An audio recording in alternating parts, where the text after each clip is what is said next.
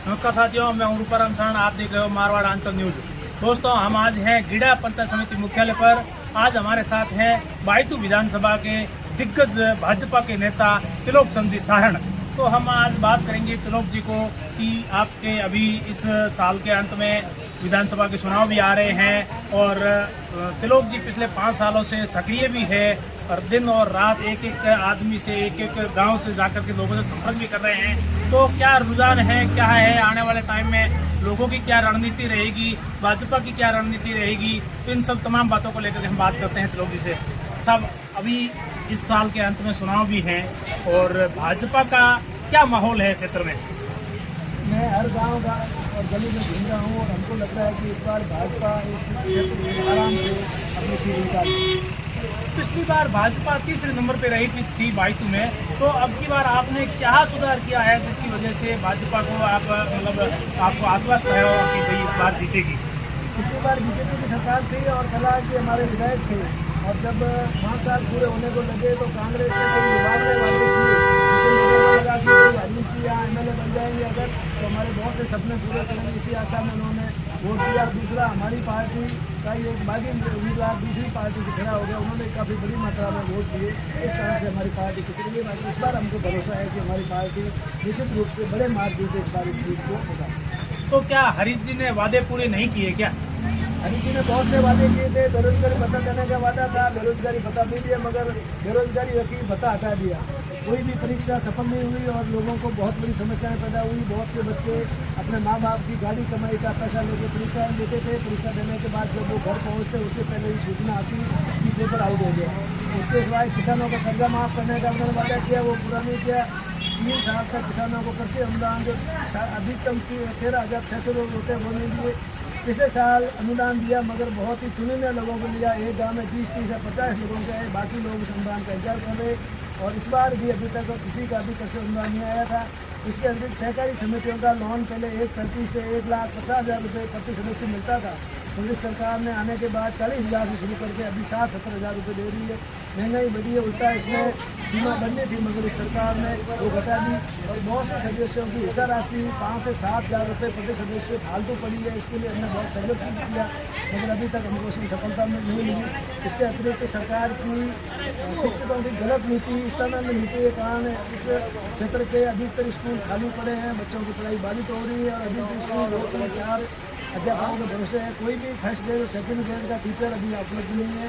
इसलिए और इसके अतिरिक्त सड़कों का भी बहुत बुरा हाल है। अभी कुछ सड़कें बनाने के काम चल रहा है मगर इसमें भी गुणवत्ता बहुत हल्की है। तो इस प्रकार हम कह सकते हैं कि बिजली की समस्या बहुत ज़बरदस्त है, बिजली भी बहुत कम आ रही है और ट्रांसफार्मर खराब हो जाता है तो घरेलू ट्रांसफर आने में भी ट्रांसफार्मर भी 2 महीने तक नहीं आता। इसलिए किसानों को आक्रोश है, लोगों को आक्रोश है, बेरोजगार विशेष रूप से दुखी है। इसलिए हमको भरोसा है कि हरीश जी ने लोगों के साथ वादा खिलाफी की है, उसका बदला इस बार लोग अपना वोट बीजेपी के पक्ष में देके लेंगे।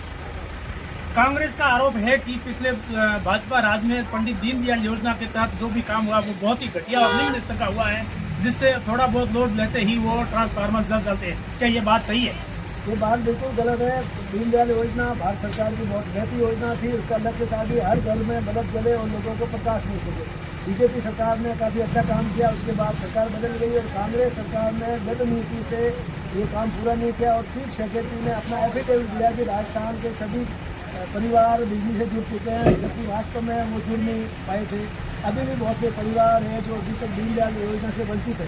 पिछले वर्ष कैलाश जी ने विशेष प्रयास करके 13,600 करोड़ रुपए दीनदयाल योजना के लिए स्वीकृत कराए थे मगर सरकार ने जानबूझकर टेंडर नहीं किया, इसलिए वो पैसा लैप्स हुआ। इस बार भारत सरकार ने पैसे सैंक्शन किए, अभी टेंडर भी हो चुके हैं मगर अभी तक दीनदयाल योजना में लोगों को कनेक्शन नहीं मिले। इसमें खास तौर से दलित, पिछड़े और गरीब लोग अभी भी बिजली की सुविधा से वंचित हैं। अच्छा, आज आप इधर गांव में हर एक दुकान में जा रहे हो, पीले चावल का न्योता दे रहे हो, क्या मामला है, क्या प्रोग्राम है आपकी भाजपा पार्टी की तरफ से? भाजपा चाहती है कि राजस्थान में परिवर्तन हो, इसके लिए भाजपा 4 जगहों से परिवर्तन यात्रा निकाल रही है। हमारे एरिया में रामदेवरा से 4 तारीख को राजनाथ सिंह जी के नेतृत्व में परिवर्तन यात्रा शुरू होगी और हमारे बाईतू में 7 तारीख को 12 बजे के आसपास परिवर्तन यात्रा पहुँचेगी। उसी के लिए हम घर घर और दुकान दुकान जाके लोगों को पीले चावल दे रहे हैं, उनसे आग्रह कर रहे हैं कि राजस्थान में परिवर्तन करने के लिए आप इस यात्रा में तैयार हैं और इस यात्रा को सफल बनाएं और परिवर्तन यात्रा का जो मकसद है राजस्थान में परिवर्तन करना, उसको सफल करें और मोदी जी के सपनों का बात बनाने के लिए राजस्थान और दिल्ली में दोनों एक जगह की सरकार हो, इससे क्या है कि अच्छा काम हो सके। और जो मोदी जी ने 2047 तक जो बहुत सी योजनाएं मन में सोच रखी है वो सारी योजनाएं पूरी हो सके। अच्छा, बायतू विधानसभा से बालाराम जी मौज भी प्रयास कर रहे हैं और आप त्रिलोक जी भी प्रयास कर रहे हो, तो क्या लगता है अब की बार टिकट किसको देगी सरकार? हमारा काम पार्टी का काम करने से है, हम लोग पार्टी के लिए काम कर रहे हैं, हम कमल के फूल के लिए काम कर रहे हैं और यहाँ पे लोगों कह रहे हैं भाई जो भी कमल लाए उसको आप वोट दीजिएगा। तो हमारा प्रयास रहेगा कि टिकट देना पार्टी का काम है। पार्टी क्षेत्र में सर्वे करा के जो उनको उचित कैंडिडेट लगेगा उसको टिकट देगी और हमारा लक्ष्य होगा जो भी कमल का फूल लेके आए, मैं हूँ, बालाराम जी हो या कोई और भी, अगर कमल का फूल लेके जो भी व्यक्ति आएगा हम सब उसके साथ रहेंगे और हमें बस भरोसा है कि हमारे कार्यकर्ता भी कमल के फूल के पीछे रहेंगे और जो भी कमल का फूल लेके आएगा उसको भारी मतों से विजयी बनाएंगे। अब आपके यहाँ गीड़ा क्षेत्र में चर्चाएं बहुत चल रही है कि त्रिलोक चंद जी की केंद्र तक गडकरी जी और नड्डा जी तक बहुत अच्छी पकड़ है और अब की बार यहाँ बायतू विधानसभा की टिकट त्रिलोक जी को ही मिलेगी, तो क्या ये सत्य है? और आपकी वहाँ तक पकड़ किसके लेवल से हुई है? आप डायरेक्ट हुई है या और कोई आपके परिवार से पहले कोई राजनीतिक में थे? क्या मामला है? हमारा परिवार शुरू से राजनीति में रहा है, 1947 से समझो हमारा परिवार राजनीति में रहा है। मेरे पिताजी का 1973 में दिग्विजय जो कांग्रेस से बाद में जो विधायक थे उनके खिलाफ चुनाव लड़ा था। परसेगिरी मंडी के पहले चेयरमैन मेरे पिताजी थे। हमारी पहचान वगैरह की बातें मैं सत्य नहीं मानता। मेरी मान्यता है कि कोई भी टिकट गांव के लोग कोई इलाके के लोग कहेंगे उसको लेकर पार्टी, हमारी पार्टी संसार की सबसे बड़ी पार्टी है, इसमें सब कुछ सही तरीके से होता है। तो पार्टी कई तरह के सर्वे कराएगी और पार्टी को लगेगा कि कौन सा कैंडिडेट जीतने लायक है, जो ज़्यादा मतों से जीतेगा उसी को पार्टी टिकट देगी। ऊपर की अप्रोच मेरे हिसाब से कोई काम नहीं आती, केवल जनता जिसको चाहेगी उसी को टिकट मिलेगी और वो निश्चित रूप से विजयी होगी।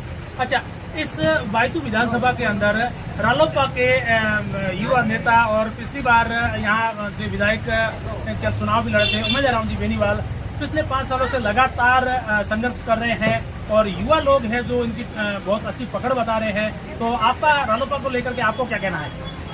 अब तीनों पार्टियों के लोग लगातार लोगों के संपर्क में हैं, अपने अपने से प्रचार कर रहे हैं। तो हर पार्टी चाहते हैं कि हमारा उम्मीदवार विजयी हो, तो युवा भी चाहते हैं, कुछ लोग जो युवा हैं और रालोपा के अंदर है वो चाहते हैं कि हमारा उम्मीदवार विजयी। बीजेपी के युवा चाहते हैं बीजेपी का हो, कांग्रेस के चाहते हैं कांग्रेस के हो। मगर जहाँ तक मेरी मान्यता है कि अधिकतर लोग राष्ट्रीय पार्टियों को ही वोट देना पसंद करेंगे। इस बार लोगों का एक रुझान है स्पष्ट है कि इस बार बीजेपी की सरकार बनेगी, तो अधिकतर लोगों का रुझान है कि भाई हम राष्ट्रीय पार्टी को वोट देंगे। और राष्ट्रीय पार्टी क्योंकि बीजेपी की हवा इस बार चल रही है तो अधिकतर लोग बीजेपी को मत देंगे और मुझे पूरा विश्वास है कि इस बार बीजेपी इस जगह से भारी मतों से विजयी। धन्यवाद दोस्तों, ये थे त्रिलोक चंद जी चौधरी जिन्होंने बताया है कि हमारी भाजपा इस बार केंद्र और राज्य में दोनों जगह ही स्पष्ट बहुमत से बनेगी और हमें पूर्ण विश्वास है। वही जो भाजपा का सिंबल के साथ में जो भी उम्मीदवार मैदान में होए हम उनके साथ हैं। धन्यवाद।